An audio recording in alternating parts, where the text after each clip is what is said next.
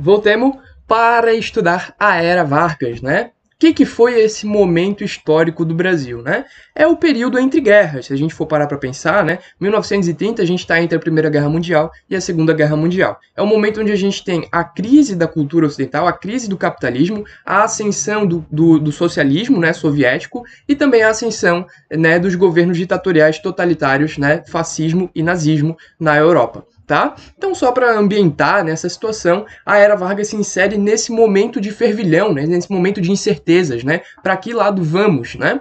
E a gente vai ter o Getúlio Vargas, então, sendo esse elo principal que iria ditar os rumos do Brasil em meio a um período complicadíssimo, né? Esse período que iria, então, desse período de entreguerras até o seu fim, né, com a culminação da Segunda Guerra Mundial. Quando acaba a Segunda Guerra Mundial, a gente tem um desgaste do governo Vargas e o fim da era getulista. Beleza? Aqui eu vou usar como sinônimo, tá? O período getulista, período da Era Vargas, período do governo Getúlio, né? Então a gente vai usar vários sinônimos aqui, é tudo a mesma coisa, né? Você pode usar o que você achar melhor. E tá aí a carinha dele, né? Este é Getúlio Vargas, o presidente do Brasil, né? O governo Vargas, ele vai ter 3 fases, né? Primeiramente, uma fase provisória, tá? Que é conhecido como governo provisório, que vai de 30 a 34, onde a gente vai ter os alicerces do governo Vargas sendo, né, fundamentados. Depois a gente vai ter um período constitucional, né, com a Constituição de 1934, a terceira Constituição do Brasil. A gente vai ter, então, né, esse período que vai até 1937, quando Vargas aplica um autogolpe, né, e a gente entra no Estado Novo, a ditadura de Getúlio Vargas. Beleza? Que também vai ter uma Constituição, mas uma Constituição tão severa que é apelidada de polaca, né? Então, trazendo referência aí, né, à Polônia, né, na Europa, que tinha aí um regime autoritário na época. Beleza? Então a gente vai ter aí o governo provisório do Getúlio Vargas, de 1930 a 1934, que é o tema desta aula, né? O governo provisório do Vargas, né, ele vai ser o segundo governo presidencialista provisório da história do Brasil. E aí eu convido você a fazer uma reflexão, né? Qual foi o primeiro? Né? Vou te dar um tempinho para pensar. O primeiro governo provisório presidencialista foi o do Deodoro da Fonseca, inaugurando, né, a República Brasileira. Beleza? E esse governo provisório, assim como o Deodoro da Fonseca, ele vai ter algumas situações interessantes, né? Algumas instabilidades, beleza? Primeira coisa que a gente tem que entender, né? A gente está saindo de um governo pautado no federalismo, né? O governo oligárquico do Washington, seja do Washington Luiz, da Arthur Bernardes, qualquer um, né, desses presidentes oligárquicos da República dos Coronéis, do Café com Leite, né? Esses governos eram muito federalistas, né? Muito poder para as províncias, né? Muito poder para os estados. O governo Vargas não vai ser assim. O Vargas, ele tem uma centralização muito forte dentro dele, né? Ele quer o governo todo, né? O Brasil todo na palma da mão dele. Então ele vai ser uma figura centralizadora. E isso vai bater de frente, né, com os interesses estaduais. E aí a gente vai ter algumas crises, tá? Durante o governo do Vargas. Beleza? O que vai acontecer? A primeira coisa que ele vai fazer é chegar e falar assim, ó, eu não quero essa Constituição, né? Essa Constituição não é interessante para o Brasil, né? Ele invalida essa Constituição, que era a Constituição lá de 1891, tá?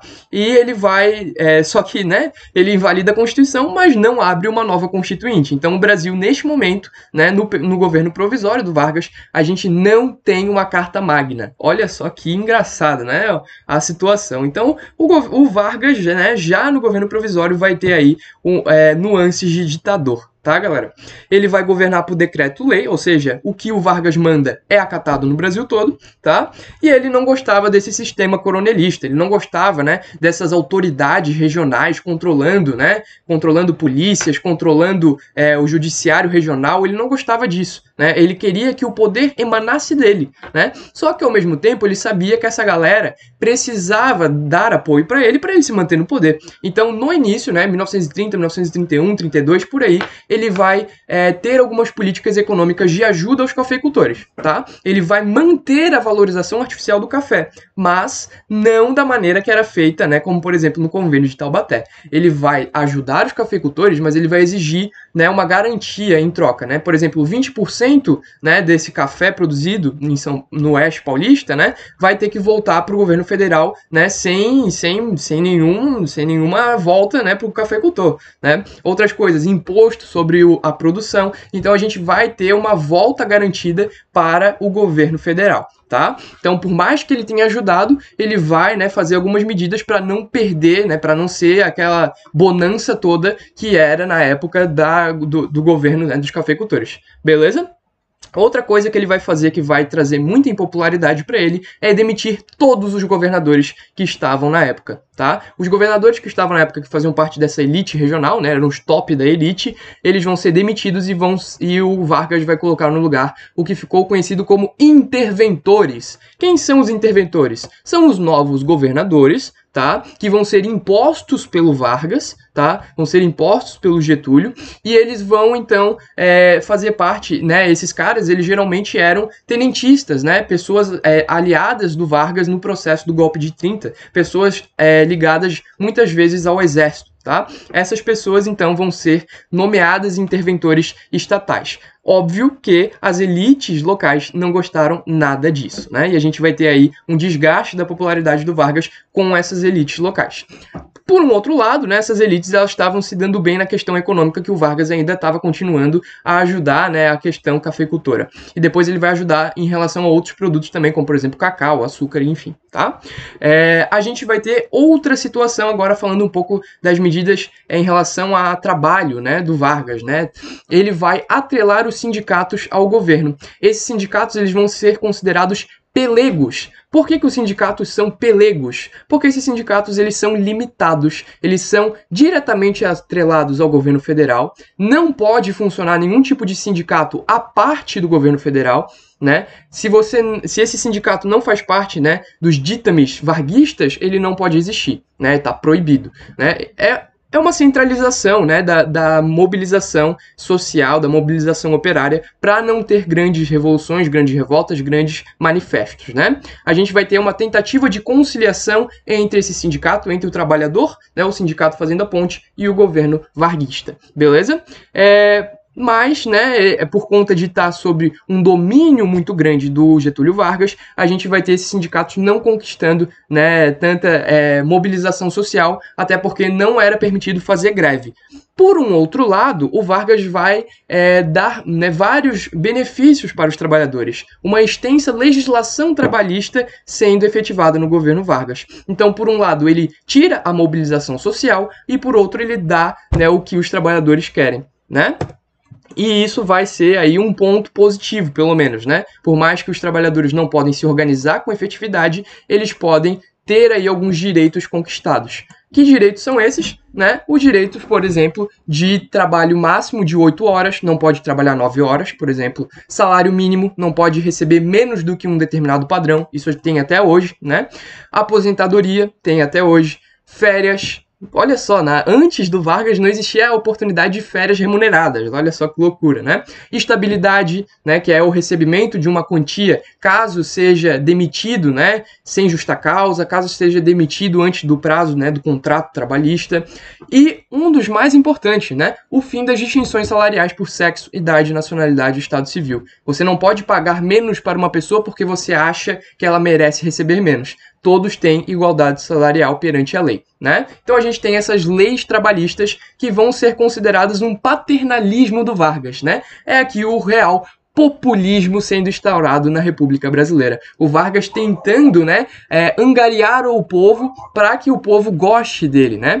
Então ele vai soltando essas leis aos poucos. Primeiro eu vou soltar o salário mínimo, né? Quando o povo vai começando a esfriar, eu solto a aposentadoria. Então ele vai lançando aos pouquinhos as leis e usando isso como capital político. O que quer dizer o capital político? Quer dizer que ele vai se aproveitando, né, das suas medidas para que o povo vá dando apoio para ele, né? Inclusive o Vargas ele soltava várias obras, né, várias chamadas, né, como essa aqui, né? Então, uma pintura mostrando Vargas conversando com as mulheres, conversando com os jovens, né? Tudo bem pautado aí bem pautado aí nesse nacionalismo exacerbado, né? Sempre com a bandeira do Brasil e sempre mostrando essa figura do Vargas como uma pessoa que estava preocupada com o povo. Ele tinha muita preocupação, né, em mostrar que ele estava preocupado com o povo, né?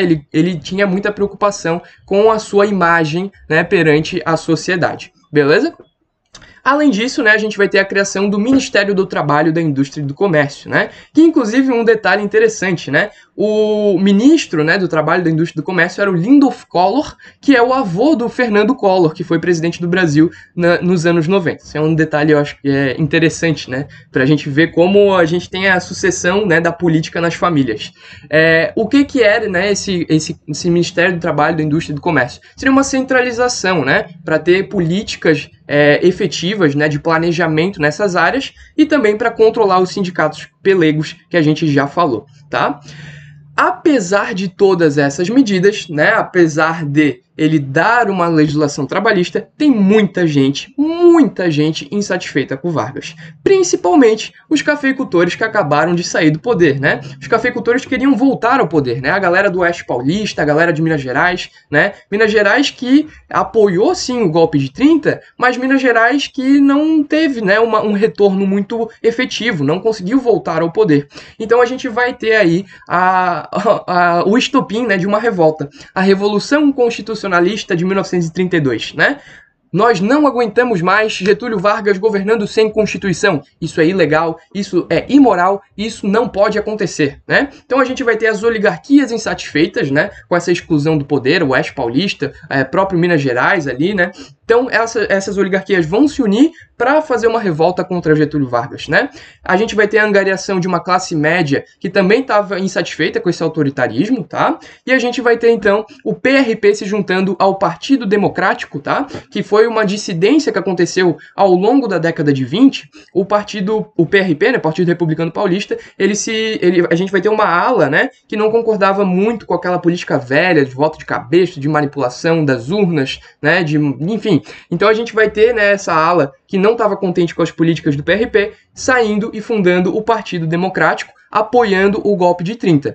Quando surge, né, todo esse fervilhão da Revolução Constitucionalista, o Partido Democrático, que tinha apoiado o golpe de 30, se une de volta ao PRP para batalhar contra o Getúlio Vargas, tá? O maior símbolo dessa luta é MMDC. Que isso, meu amigo? MMC? Não vai falar de matemática? Não, nada a ver. MMDC são as 4 iniciais de estudantes mortos em manifestação contra Vargas, tá? Então a gente vê aí o autoritarismo, né, o uso da polícia, o uso do exército contra a população civil, contra essas manifestações, né? Martins, Miraguaia, Drauzio e Camargo são os 4 nomes dos queridos que infelizmente morreram nessas manifestações, né? Então aqui uma campanha, né, feita para estimular o povo a lutar contra o Vargas, né?